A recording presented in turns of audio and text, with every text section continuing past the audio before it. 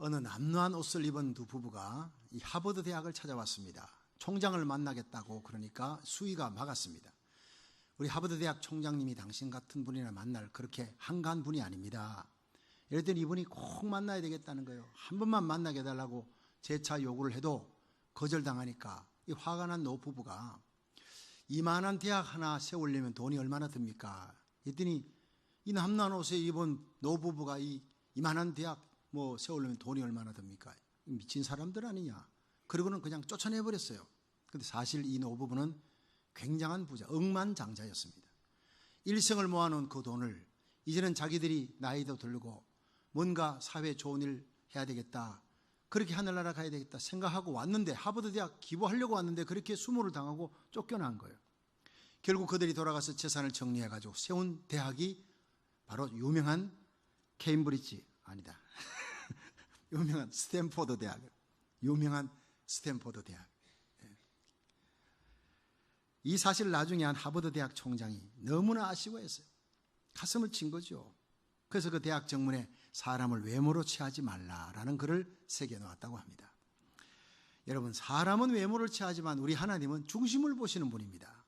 우리 신앙생활이 처음에는 예수님 십자가 사랑에 감격하고, 그리고 하나님 앞에 나와 예배를 중시 여기고, 하나님과의 관계, 기도 생활을 중시 여기고, 성경 말씀을 귀히 여기고 이러다가 이제 어느덧 세월이 지나가면서 점점 이 외형적인 일, 직분에 대한 교회의 영향력을 행사할 수 있는 그런 자리, 이런 것에 자꾸 이제 신경을 쓰는 거예요. 변질되는 거예요. 내면보다 외형에 충실하는 그런 경향이 되어버립니다. 요한계시록 2장 3장에 보면 소아시아 7교회가 나오는데, 이 서문학 교회는 핍박받고 가난한 교회예요. 근데 예수님께서 실상은 네가 부유한 자니라, 믿음이 부유한 자라 칭찬받았는데, 반대로 이 라오디게아 교회는 나는 부자라 부유하여 부족한 것이 없다 했습니다. 근데 예수님 볼 때 너 가련한 것과 가난한 것과 눈먼 것과 벌거벗은 것, 공고한 것, 이 5가지 책망을 받으면서 너는 정말 영적으로 빈사 상태다, 믿음의 가난한 자다, 이렇게 책망을 받습니다. 이 라오디게아 교회는 소아시아 7교회 중에 제일 마지막에 나오는 교회인데 굉장히 중요합니다, 우리에게. 왜냐? 예수님 재림 직전에, 시대적으로 예수님 재림 직전에 교회의 형태를 얘기합니다. 현대 교회의 형태를 이렇게 얘기하고 있기 때문에 우리는 이 교회에 대해서 굉장히 중요하게 생각하고 연구하고, 주님께서 무슨 말씀을 하셨는가 들어보고 우리 자신의 영혼을 점검하는 시간이 되기를 주의 이름으로 축원합니다. 먼저 라오디게아 교회의 역사적인 배경을 살펴보겠습니다. 라오디게아라는 뜻은요, 인민을 기쁘게 한다는 그 뜻이 뭡니까? 하나님을 기쁘게 하는 것보다는 사람들 눈치 보는 교회라는 거예요. 사람들의 목소리가 커져지는 그런 교회라는 겁니다. 라오디게아 도시는 부르기아 주의 큰 도시예요. 빌라델피아에서 동남쪽으로 40마일을 가야 있는 곳인데 상업의 중심지고 아주 부유한 도시예요. 저는 이 도시를 가만히 보면요, 로스앤젤레스하고 상당히 참 닮았다. 교통의 요지입니다. 유명한 의과 대학이 있습니다. 거기에서 만들어낸 안약이 유명합니다. 또한 이 도시는 돈이 많아요. 금융의 도시예요. 그래서 소아시아 최대 도시로 젊은이들이 돈 벌기 위해서 몰려오는 곳입니다. 뿐만 아니라 그 도시 근처에는요, 유명한 온천이 있었어요. 그래서 목욕 문화가 발달되었어요. 모든 시민들이 쾌락 중심으로 살아갑니다. 잘 먹고 잘 입고 잘 사는 그런 도시였습니다. 이곳에 세워진 라오디게아 교회는 골로새서 4장 12절 13절에 보면 에바브라에 의해서 설립되었고 바울의 지도하에서 성장한 걸로 그렇게 되어 있습니다. 그런데 처음에는 믿음이 좋던 이 교회가 점점 규모가 커지면서 세속주의가 되고 세상과 타협하는 풍조가 교회 안에 들어온 거예요. 이 교회의 특징은 밖으로 빌라델피아 교회처럼 황제 숭배, 유대계 핍박 이런 거 없습니다. 또 안으로 이단이나 교회에서 힘들게 하는 대적자들도 없습니다. 그러니까 편안한 거예요. 그러니까 영적 수면 상태에 들어가는 겁니다. 여러분, 모든 것이 좋고 편안하면 좋은 줄 알지만은 스웨덴, 세계에서 가장 복지가 잘 발달되고 잘 사는 나라에서 세계 가장 자살률이 높습니다. 편안한 게 다 좋은 것만은 아닙니다. 때때로는요, 어느 정도 우리가 영적으로 긴장, 텐션할 수 있는 그 상태가 참 좋습니다. 그런데 이 교회는 아무 문제가 없으니까 안팎으로 깨어있지 못합니다. 신앙에 열성이 없습니다. 다 식어버렸습니다. 차지도 떴지도 아니하는 미지근한 상태. 그래서 주님께서 토해버리겠다는 거예요. 이 라우디게아 교회에 나타난 예수님의 모습을 우리가 살펴보면서 첫째, 한번 은혜 받겠습니다. 다 같이 계시록 3장 14절을 한번 읽어봅니다. 시작. 라우디게아 교회의 사자에게 편지하기를 아멘이시요 충성되고 참된 증인이시요 하나님의 창조의 근본이시니가 가라사대. 자, 여기서 예수님은 세 가지 형태로 나타납니다. 첫째가 아멘의 주님이에요. 여러분, 아멘이란 헬라어로 동의합니다, 그렇습니다. 고린도후서 1장 20절에 보면 하나님의 약속은 얼마든지 그리스도 안에서 예가 되니 그런즉 그로 말미암아 우리가 아멘하여 하나님께 영광을 돌리게 되느니라. 히브리어로는요, 아멘은 진실하다, 견실하다는 거예요. 믿을 수 있다. 사람들은 세월이 갈수록 변합니다. 세월이 갈수록 거짓될 수가 있습니다. 근데 우리 주님은 어제나 오늘이나 영원토록 우리를 믿게 만드시는 진실하신 분입니다. 진실하신 하나님. 요한복음 14장 6절에 예수님은 내가 곧 길이요 진리요 생명이니 나로 말미암지 않고는 아버지께로 갈 자가 없느니라. 거기에서 진리라는 말이 헬라어로 아멘입니다. 그걸 직역하면 내가 곧 길이요 아멘이요 생명이니 나로 말미암지 않고는 아버지께로 올 자가 없느니라, 이거예요. 그래서 우리가 주여 주님이여 하는 것은 아멘이여 하는 말과 똑같은 것입니다. 그래서 어떤 교회는 교회 이름을 아예 아멘교회로 지은 교회도 있습니다. 여러분, 주님은 진실하신 분입니다. 할렐루야. 예수님을 믿고 주님을 따르는 성도들은 주님을 닮아 진실하게 변화된다는 거예요. 세상이 악할수록 성도는 진실해야 합니다. 말세가 될수록 세상은 거짓과 불법이 만연한데 그럴수록 성도들의 입에는 흠이 없고 점이 없고 거짓이 없는 그리스도의 거룩한 신부의 삶을 살아야 된다는 겁니다. 잔 번연의 철로역정이라는 데 보면 기독도와 진실이 친구가 되어서 함께 천국을 향해 시온성을 향해 갑니다. 가다가 허화시를 길을 잘못 들어서 허화시에 들어가는, 이 허화시가 허영과 화려한 시라는 거예요. 그 다 비유입니다. 이들이 출발한 도시가 장망성이에요. 장차 망할 성을 줄여가지고 장망성이라는, 허화시, 허영과 화려한 도시예요. 이 세상 도시예요. 들어갔습니다. 너무나 화려하고 없는 게 없는 거예요. 눈이 희번득해지고 그 시장을 통과하는데 금과 은과 보화, 관직이며 돈이며 온갖 세상에 사치 쓰는 상품과 물건들이 절비하게 쌓였습니다. 한 가게를 보니까 가게 주인이 나오더니 그 기독도와 진실을 붙들고 뭘 원합니까? 뭘 사기 원합니까? 우리 가게는 없는 게 없어요. 이 기독도가 우리는 진리를 사기 원합니다. 화를 벌컥 내면서 하고 하는 것들 중에 왜 하필 진리냐? 이 도시 어디 가도 진리라는 것을 파는 데는 없어. 뭐 이런 미추광이들이 다 봤냐? 그러더니 뭐 깡패를 동원하고 동료를 불러가지고 실컷 두드려 패는 거예요. 그래서 진실은 거기서 죽습니다. 순교당하고 불말불수레 타고 천국으로 바로 가는데 기독도는 두들겨 맞고 쫓겨났어요. 이게 세상입니다. 세상은 허화시와 같이 허영과 사치로 가득 차 있습니다. 그런데 진작 우리가 가져야 될 진리를 찾을 수가 없어요. 진실한 자가 찾기 어려운 곳이 바로 세상입니다. 진리는 바로 십자가 밑에 교회에 와야 찾게 될 줄로 믿으시기 바랍니다. 그래서 예레미야 5장 1절 2절을 보면 하나님께서 예레미야를 향해 너는 예루살렘 거리로 빨리 왕래하여 그 넓은 거리에서 찾아보고 알라. 너희가 그 거리에서 공의를 행하며 진리를 찾는 자 한 명이라도 만나면 내가 그 한 사람을 인해 예루살렘을 사하리라. 당시 예루살렘은 30만이 살았어요. 그 중에 공의와 진리를 행하는 자가 한 명이 없었습니다. 여러분, 교회 안에 진실이 사라지고 허영과 탐욕과 과시하는 풍조, 체면 풍조, 자꾸 포장하는 풍조가 만연하면 망하게 되는 것입니다.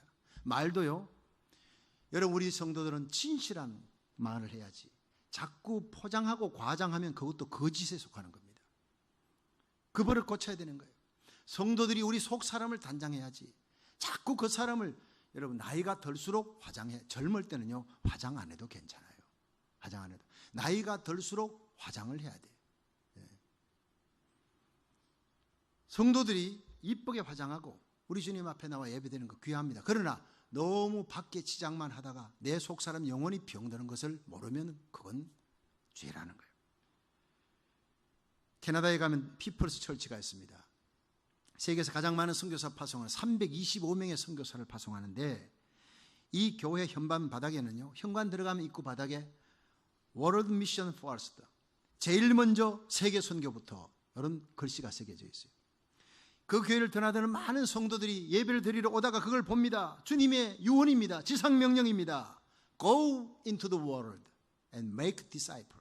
가라. 모든 족속에 가서 제자를 삼아라. 복음으로 제자를 삼아라. 여러분이 이걸 자주 잊어버립니다. 교회 올 때마다 주님의 지상명령, 우리를 위해 죽으시고 부활하신 주님 성천하시기 직전에 사도들에게 남겨줬던 마지막 말씀이 오늘 교회가 이루어야 될 본질이는 겁니다. 그 교회 어느 날 유명 강사가 설교하러 왔다가 예배 마치고 식사를 하는데 이 식사가 조금 초라한 거예요. 그 후식이라고 사과를 내놨는데 사과가 조그마한 게 쭈글쭈글한 게 이거 참 강사를 이거 좀 소홀히 대하는구나 이렇게 생각을 하고 있는데 그걸 눈치챈 담임 목사님이 목사님 죄송합니다. 우리 교회가 얼마 전에 교회 지으려고 건축 헌금을 모았습니다. 근데 갑자기 여기저기 파송했던 선교사들이 급한 일이 생겼다고 지원을 바랍니다 해서 탕회를 열어 그쪽을 돕기로 해서 그 돈을 올모스도 보내고 교회는 개축해서 자꾸 옆으로 그냥 누더기처럼 개축해서 지었습니다. 우리가 이렇게 음식을 초라하게 먹는 것은 파송한 선교사들 그들이 오지에서 목숨 걸고 복음 전하는데 그들이 어려움에 선교비를 보내다 보니 우리가 이렇게 허리끈 쫄라매고 이렇게 초라하게 먹을 수밖에 없습니다. 용서하십시오. 근데 그 말을 들은 강사의 눈에 눈물이 흐르더라는 거예요. 그 초라한 음식을 너무나 감동스럽게 먹었고 일생 살아가면서 그렇게 맛있게 먹은 적은 처음이었다. 그렇게 고백했습니다. 여러분, 이것이 바로 교회의 힘입니다. 어제 바나바 구역에서 러미지 세일을 했습니다. 우리 교회 파송한 이스라엘 선교사 김검원 선교사님 머리에 암이 7개가 났어요. 작년에 그까지 가서 안수하고 기도해주고 돌아와서 온 성도들에게 통성으로 눈물 흘리면서 우리가 기도했습니다. 이분이 왔어요. 하나님께서 다 고쳐주셨다고 기도받고 온 성도들의 기도로 깨끗하게 고쳐서 의사가 이건 기적이다. 어제 토요일날 간증했어요. 간증했어요. 그러고 난 다음에 그걸 파송하는데 제1착으로 앞장섰던 바나바 구역에서 러미지셀 떼학볕 속에서 하루 종일 뛰어봐야 그들이요 300불밖에 못 벌어요. 러미지셀 자체적으로 헌금해서 800불을 걷어가지고 1100불을 모았어요. 갖고 왔어요. 감동이에요. 누가 시킨 것도 아니에요. 그래서 교회에서 1000불을 더 보태가지고 드리도록 하자. 이렇게 해가지고 그분들에게 오늘 3부 예배 마치고 드립니다. 여러분, 이런 일이 자 우리 교회 곳곳에 생기기를 주의 이름으로 축원합니다. 네. 주님이 기뻐하는 교회예요. 주님께서 가셨던 십자가 길을 따르는데 아멘하는 교회가 되기를 주의 이름으로 축원합니다. 교회는 왕 되신 주님의 뜻을 진실하게 따르는데 아멘 교회가 되어야 될 줄로 믿으시기 바랍니다. 허영과 과시욕을 벗고 진실한 마음으로 십자가 지고 주님의 지상 명령인 선교 사명, 영혼 사랑하는 그 사명을 감당하는 그리스도의 신부 같은 모습으로 우리 주님 앞에 설 수 있기를 주의 이름으로 축원합니다. 주님은 오늘도 가슴에 주님 사랑하는 불타는 열정, 주님이 그렇게 사랑해서 십자가에 못 박혀 죽으셨던 영혼 사랑하는 열정, 구령의 열정으로 가득 차서 진리를 따르고 말씀과 기도에 전무하는 그런 신자들을 통해 세상에 영광스러운 주님의 모습을 나타내 보여줄 줄로 믿으시기 바랍니다. 저와 여러분의 남은 생애가 우리 자녀들의 손잡고 주님 오시는 그날까지 진실하게 살아갈 수 있기를 축원합니다. 두 번째 형상은 주님은 충성되고 참된 정인으로 나타나셨습니다.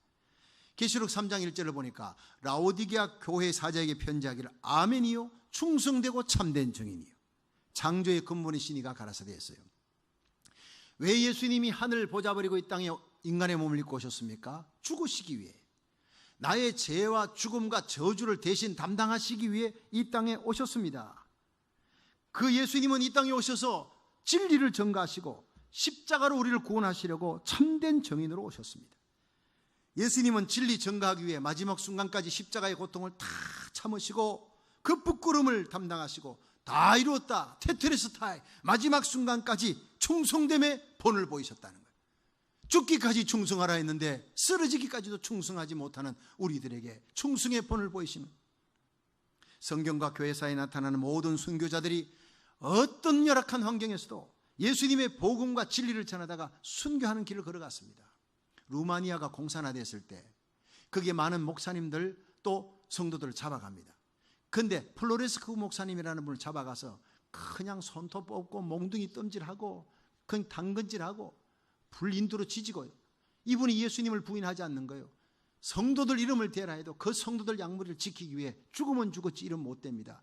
그러니 결국에는요, 그 아들 14살 된 그의 아들 알렉산더를 끌고 와서 그 알렉산더를 보는 데서 막 피투성이 되도록 두들겨 패니까 그건 도저히 못 참는 거예요, 플로레스키 목사님.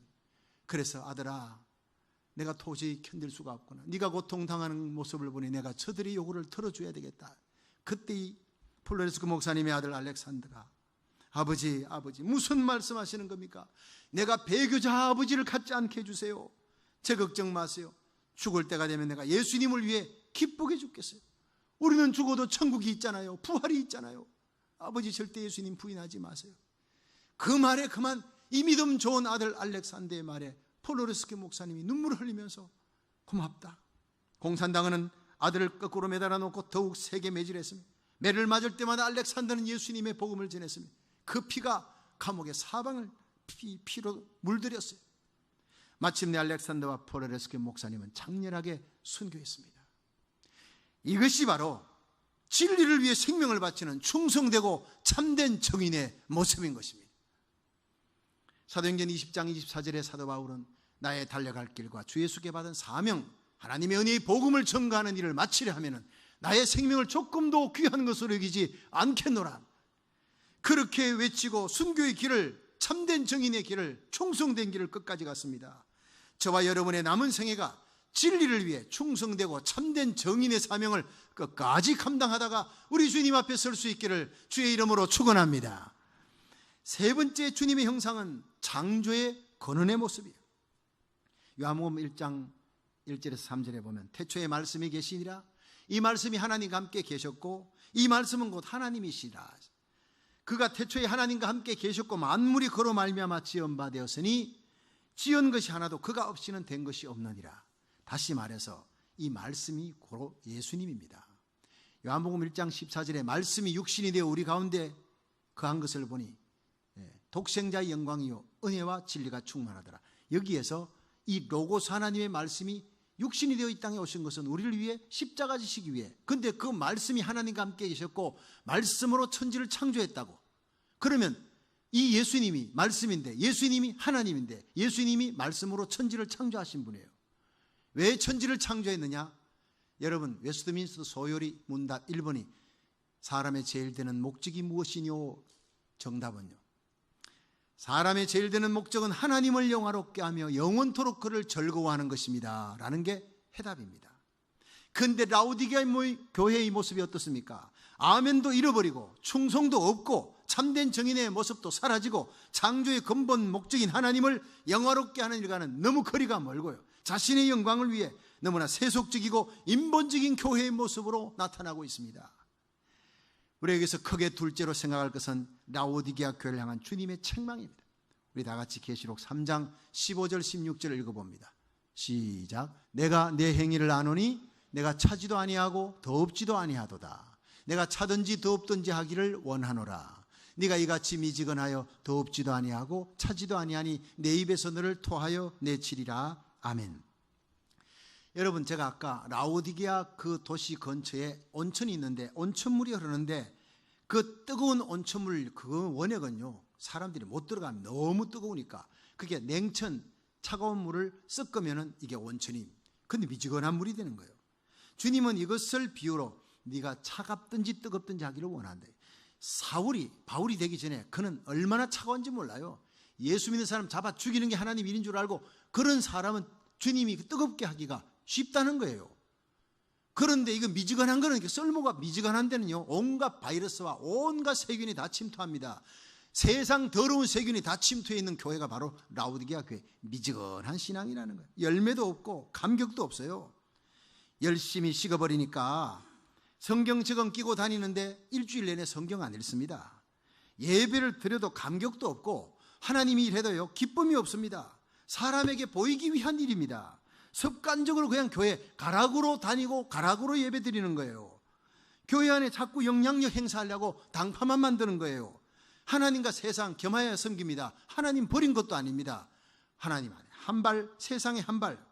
그러니까 주님은 내가 이같이 미지근하여 내 입에서 너를 토하여 내치리라. 여러분, 열왕기하 6장에 보면 생도가 도끼날 날라가 버리고 도끼자루 들고 있는 거니까 아무 일도 못합니다. 그 도끼자루가 손에 들려있다. 이게 뭡니까? 형식적인 신자의 모습이에요. 도끼날, 첫사랑의 감격, 믿음, 소망, 뜨거운 사랑, 사랑하는 영혼에 대한 구령의 열정, 이 도끼날 하나님의 은사 다 날아가 버렸어요. 옛날부터 믿었던 신앙생활에 가락은 있으니까 그것만 이제 붙들고 있는 거예요. 불쌍한 신자의 모습입니다. 어디에 던져져 어디에 있느냐? 도끼날 어디에 빠뜨렸냐? 저기입니다. 알면 회복됩니다. 근데 라오디게아 교회는 모르는 거예요. 가난하고 눈물 흘고 벌거벗었는데 네가 그것을 알지 못하는도다. 이게 문제예요. 이게 도끼자루 날아가 버리고 도끼날만 거꾸로 얘기했네.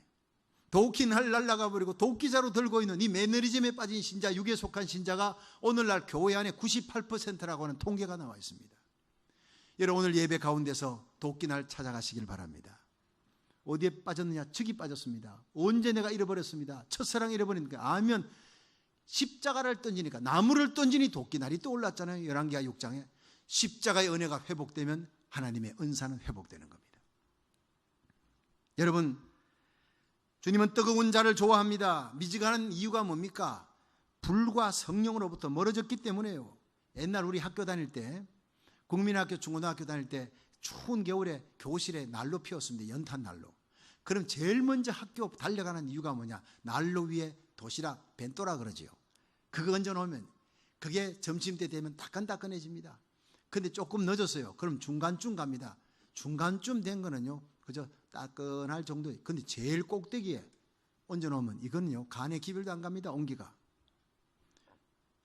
도시락도 난로에 가까이 가야 뜨겁습니다. 여러분, 식은 신앙, 미지근한 신앙에 뜨거워지는 것은 방법이 없습니다. 주님을 가까이 하고 예배를 가까이 하고 찬송을 가까이 하고 말씀을 가까이 해서 에녹과 노아처럼, 다니엘처럼, 모세와 엘리야처럼, 바울과 베드로처럼 뜨거운 신앙의 소유자가 되기를 주의 이름으로 축원합니다. 셋째로 라오디게아 교회를 향한 주님의 권면의 말씀을 드리겠습니다. 요한계시록 3장 17절에서 19절을 읽어봅니다. 시작. 네가 말하기를 나는 부자라 부요하여 부족한 것이 없다 하나 내 곤고한 것과 가련한 것과 가난한 것과 눈먼 것과 벌거벗은 것을 알지 못하도다. 내가 너를 권하노니 내게서 불로 연단한 금을 사서 부요하게 하고 흰옷을 사서 입어 벌거벗은 수치를 보이지 않게 하고 안약을 사서 눈에 발라 보게 하라. 물은 내가 사랑하는 자를 책망하여 징계하노니 그러므로 내가 열심을 내라 회개하라. 아멘.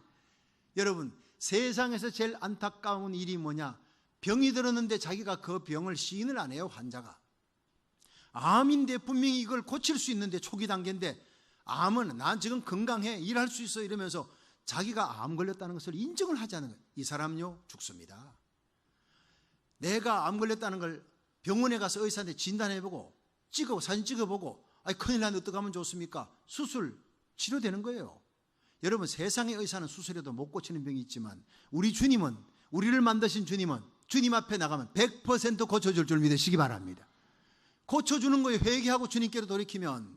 역대하 7장 14절에 내 이름을 걷는 내 백성이 그 악한 길에서 떠나 스스로 겸비하고 기도하여 하늘 아버지 얼굴을 구하면 내가 하늘에서 듣고 그 죄를 사하고 그 땅을 고칠지라. 우리 하나님은 예배 가운데 여러분의 영혼과 마음과 육신을, 환경을 고치시는 분인 줄로 믿으시기 바랍니다. 갖고 나가면 주님 앞에 내 문제 맡겨놓으면 주님 고쳐주는데 안 가져가는 거예요. 난 괜찮다는 거예요. 나는 부자라 부유하여 부족한 것이 없다. 세상에 이런 한심한 교회가 어디 있습니까? 이게 라오디게아 교회예요. 교만한 거예요. 착각에 빠진 교회예요. 하나님 보실 때는 곤고합니다. 가난합니다. 가련하고 눈물고 벌거벗었습니다. 근데 자기는 괜찮다는 거예요. 왜냐? 라오디게아 교회가 7교회 중에 제일 규모가 크고 교회 건물이 제일 큽니다. 지방 유지들이 모였습니다. 교인들도 많고 도시에 영향력 있는 사람들, 세력 있는 사람들이 많이 출석하고 헌금도 많이 들어왔습니다. 그리고 프로그램도 많고 핍박도 없고 문제도 없는 교회예요. 그래서 그들은 하나님이 나의 선행을 기억하시고 나를 축복해 주셨다. 자기들이 부를 축적하고 편안하게 사는 것은 하나님이 자기들을 축복해 줬기 때문이라고 믿고 있는 거예요. 착각에 빠진 거예요. 하나님을 섬기면서 인생도 엔조이하고 즐기면서 살아야지. 먼 새벽기도는 새벽기도, 이런 교회예요. 근데 이 교회를 향한 주님의 뜻밖의 준엄한 5가지 책망이 떨어졌습니다. 그것은 첫째, 곤고하다는, 죄와 싸워 이길 능력이 없어요. 내 속에 일어나는 육신의 정욕과 싸워 이길 힘이 없습니다. 둘째, 가련하다는 거예요. 영적으로 빈사 상태에 쓰러졌는데 일어날 힘이 없어요. 셋째, 가난하다는 거예요. 육신적으로는 부자인데 믿음이 가난해요. 넷째는 눈멀었다는 거예요. 육안은 밝아 있어요. 그리고 안약을 사서 발라서 밝게 보여요. 세상 처세술은 밝아요. 세상에 돈 벌고 사람들 사귀는 데는 얼마나 밝은지 몰라요. 그런데 영안이 어두워져서 하늘의 소망과 내세가 있고 천국과 지옥이 있고 심판이 있다는 것, 하늘나라에 멸류관 받아야 되겠다는 것, 여기에 대해서는요 까막눈이 되어버린 거예요. 오직 이 현세에서 즐기는 크리스찬입니다. 다섯째, 벌거벗었다는 겁니다. 그곳에 목화밭이 많아요. 그래서 무명옷도, 옛날에는요 그 당시에 무명옷 입고 다니는 거 부자들만 입고 다녔습니다. 근데 온 도시에 다 무명옷 입고 다니는 사람은 천지예요. 그만큼 잘 사는 도시에 삽니다. 교인들도 잘 삽니다. 좋은 옷 입고 다닙니다. 그러나 주님 보실 때 영적으로 부끄러운 죄인의 모습, 벌거벗은 모습을 하고 있는 교회라는 거예요. 여러분, 그래서 저는 예배 드릴 때마다 보혈의 찬송을 부릅니다. 예수 보혈의 찬송. 여러분 이미 눈치챈 사람은 설교 전에 예수 보혈의 찬송을 부릅니다. 마음에 가득한 어심을 깨치고 지극히 화평한 마음으로 찬송을 부르면 어린 양 예수의 그 피로 속죄함 얻었네. 할렐루야. 여러분 이거 1부, 2부 예배 때는요 항상 설교 전에 부르는 찬송이 있어요. 올머스트 십자가 보혈에 대한 찬송이. 보세요. 이게 곡조 붙은 통성기도입니다. 지난 한 주간 동안 세상에서 절어지고 먼지 묻었던 내 생각과 말과 행위로 씌운 숨은 죄를 안고 있는데 무슨 설교의 은혜가 됩니까? 영적으로 빈사 상태인데 이 죄의 옷을 빨아야 돼, 씻어야 돼, 회개하고 하나님과 영통이 되어야 말씀 들을 때 불이 임할 줄로 믿으시기 바랍니다. 그래서 보혈의 찬송을 통성기도를 하나님 앞에 곡조 붙여서 부르는 그 시간에 여러분 하나님께서 하늘문을 여시고 예수의 보혈의 피로 씻어주실 줄로 믿으시기 바랍니다. 계시록 22장에 보면 두루마리는 성경입니다. 둘둘 말아서 보는 두루마기는 흰옷입니다. 이것은 주님께서 하늘나라 갈 때까지, 예수님 믿을 때 십자가 피로 씻을 때 주셨던 이 옷을 하늘나라 가는 그날까지 더럽혀질 수 있어요. 찢어질 수 있어요. 예배 때마다 씻으라는 거예요. 예배 때마다 기워서 깨끗한 옷으로 주님 앞에 설 수 있기를 축원합니다. 주님께서 라우디게아 교회를 향해서 요한계시록 18장에 준엄하게 명령하시는 첫 번째가 뭐냐? 불로 연단한 금을 사서 부욕케 하라는 거예요. 여기에 금은요 그냥 금이 아니라 연단된 금이에요. 불로. 베드로전서 1장 7절에 보면 너희 믿음의 시련이 불로 연단해도 없어질 금보다 더 귀하여 예수 그리스도 나타나실 때 칭찬과 영광과 존귀를 얻게 하려 함이라 했어요. 주님께서는 우리가 믿음의 부요한 자 되게 하시려고 우리에게 시험도 주고 연단도 주고 환난도 고난도 주십니다. 그때 오히려 불평하지 말고 원망하지 말고 감사함으로 인내하고 기도하여 점금 같은 믿음의 부자가 되시기를 주의 이름으로 축원합니다. 서울영락교회 장로님 한 분이 큰 사업을 했는데 점점 사업이 커지니까 부산에 공장을 냈대요. 그러다 보니까 서울과 부산을 오고 가니까 피곤하지요. 새벽기도에 늘 나오던 장로님이 새벽기도는 이제 못 나오는 거예요. 그러다가 성경 볼 시간도 없고 주일날도 집에 빼먹기 시작하는 거예요. 바이어들 만나고 불신자들과 사업상 자리를 같이 해서 술을 먹습니다. 점점 교회와 멀어지고 믿음이 식어갔습니다.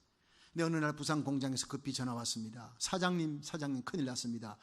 부산 공장에 불이 나가지고 다 타버렸어요. 다 안에 모든 물건도 다 타버리고 공장도 타버렸어요.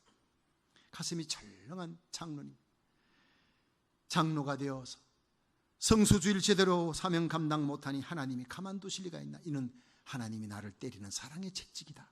그렇게 생각하고 전화기가 되고 부산 공장 잘 탔다. 그리고는 전화기를 내렸어요. 그리고는 결심했습니다. 세상 없어도 내 옛날처럼 새벽기도 빠지지 아니하리라. 주님 앞에 가까이 가리라. 성수주일 하리라. 믿음의 본이 되는 삶을 살리라. 그렇게 해서 지금까지 믿음의 본이 되는 그런 성도들이 믿음의 본이 되는 삶을 살았다는 얘기예요. 이분이 바로 서울영락교회 김선용 장로님의 이야기입니다. 여러분, 예수 믿는 성도가 제 아무리 재벌이 되고 돈 많이 벌고 성공하고 명예의 높은 자리 올라가도 믿음 잃고 얻어진 부요에는 라우디게아 교회에 향한 주님의 책망밖에 남는 것이 없다는 것입니다. 여러분 모두가 주님께서 기뻐하는 믿음의 부요한 자가 되기를 주의 이름으로 축원합니다. 둘째로 흰 옷을 사서 입어 수치를 보이지 않게 하라는 거예요. 계시록 16장 15절에 보면 보라 내가 도적같이 오리니 누구든지 깨어 자기 옷을 지켜 벌거벗고 다니지 아니하며 자기 부끄러움을 보이지 아니하는 자가 복이 있도다. 이 흰 옷이 뭡니까? 예수님 믿을 때 십자가의 피로 씻은 구원의 옷입니다. 의의 옷입니다. 다시 말해 우리가 처음 예수님 만날 때 그 십자가의 사랑의 감격에서 흘리는 그 눈물, 감격의 찬송을 회복하라는 겁니다. C.S. 루이스라고 하는 신학자는 우리가 천국 문 앞에 도착하면 그 진주 문 앞에 키가 큰 천사가 있을 것이다. 그 천사는 한 명 한 명 천국 문 앞에 들어가려는 성도들을 한 명 한 명을 붙들고 당신이 처음 예수님 믿었을 때 감격으로 불렀던 그 찬송, 주님의 십자가 사랑 감격에 흘렸던 그 눈물, 그 기쁨, 그 뜨거운 열정을 그대로 간직한 채 이 자리에 왔습니까? 묻는다는 거예요. 그게 합격해야 천국 문이 열린다는 거예요. 여러분, 우리가 감격을 잃어버리면 다 잃어버리는 것입니다. 그냥 예수 믿고 가라고로 믿는 것이 아니라 처음 사랑의 그 뜨거운 열정을 회복하는 예배가 되기를 주의 이름으로 축원합니다. 성령으로 거듭나고 회개의 눈물을 흘렸던 그 처음 감격으로 돌아가라는 것이 흰 옷을 사서 입으라. 마지막으로 안약을 사서 눈에 발라 보게 하라. 라우디게아 교회는요, 의과대학에서는 유명한 안약이 있어서 눈병은 잘 고칩니다. 세상 보는 눈, 돈 버는 눈 잘 보입니다. 그런데 안약을 사서 발라보게 하라는 것은 성령의 안약을 발라라는 거예요. 성령의 역사로 소망의 눈, 영계의 눈, 스피리추얼 인사이트, 영적인 통찰력이 열리라는 거예요. 사도 바울이 다메섹에서 예수님 만나기 전에는 예수 믿는 사람 잡아 죽이는 것이 옳은 일인 줄 알았어요. 힐렐 가말리엘 문화에서 최고 학부 나왔습니다. 지식을 자랑했습니다. 공회원, 국회의원이었습니다. 부자였습니다. 세상 것만 자랑했는데 예수님 만났습니다. 눈이 멀어버린 거예요. 그 밝은 정오의 태양보다 더 밝은 빛 가운데 나타난 예수님 앞에 눈이 멀어버린. 그러나 그는 육의 눈은 멀어버렸지만 영안이 열리는 거예요. 다메섹 직가라는 것에서 주님이 보낸 아나니아 선지자를 만나 주님께서 너를 성령 충만케 하신다 안수기도 하니까 눈에 비늘이 벗겨졌더라 이랬어요. 일생 동안 바울은요, 자기가 직접 못 씁니다. 나 대신 드디오가 대피를 한다. 자기는 마지막에 사인만 하는 거예요. 그만큼 글자 볼 수 있는 눈도 어두워졌습니다. 예수님 만나고 난 다음에 세상의 눈은 어두워졌지만 영안이 열린 사람이에요. 성경 13권을 기록하고 삼청천을 왔다 갔다 했던, 그러나 끝까지 하나님은 육신의 눈은 고쳐주지 않았습니다. 육신의 눈은 어두워도 좋다, 영안이 열려라는 것입니다. 그 후에 그는 세상 자랑 세상 영광 뒤로 하고 눈에 빛을 벗겨진 후에 나는 죄인 중에 괴수라 고백하며 십자가만 자랑했어요. 오직 십자가에 달린 예수 그리스도, 하나님이 인간의 몸을 입고 나를 위해 죽으셨다. 나는 그분의 십자가 사랑만 전하리라. 내가 가진 모든 것을 배설물같이 여기리라. 예수 그리스도를 아는 그 지식이 가장 고상함을 인해 내가 세상 것 다 버리리라. 그렇게 전도자의 삶을 살다가 순교하신 분이에요. 저와 여러분은 이런 길을 따라가야 합니다. 사도 바울이 로마 감옥에서 마지막 디모데에게 쓴 편지 디모데후서 4장 8절에 내가 예수님 만난 이후 지금까지 선한 싸움 싸우고 달려갈 길 달리고 믿음을 지켰으니 이제 후로는 나에게 의의 면류관이 예비되었다. 죽어도 의로우신 재판장이 그날에 내게 주실 것이다. 나뿐 아니라 주의 나타나심을 사모하는 모든 자에게니라. 할렐루야. 이런 환희와 감격에 찬 고백을 하며 순교의 길을 걸어갔습니다. 성도 여러분, 주님 오실 때가 임박한 이때 주님의 재림의 발자국 소리를 더욱 가까이 들으면서 이제 이 예배 통해 여러분의 영혼을 점검하십시오. 불로 연단한 점검 같은 믿음을 가지시기를 축원합니다. 우리가 처음 사랑으로 돌아가 십자가 사랑의 눈물과 감격을 회복하는 예배가 되어야 합니다. 바울처럼 우리 눈에 성령의 안약을 발라 영안이 열려 세상 영광 뒤로 하고 하늘 영광, 하늘 소망 바라보고 그 영원한 영광을 위해 이 땅에 나의 모든 것 바치고 목숨까지 바치는 믿음의 부유한 성도들이요, 오늘 말씀 12절에 회개한 자, 돌아오는 자, 나의 보좌에 함께 해주겠다. 우리 주님 다시 오십니다. 공중 재림합니다. 우리는 들림받아 올라갈 때 바로 우리 주님의 보좌에 함께 앉는 그 영광스러운 신자가 되기를 주의 이름으로 축원합니다.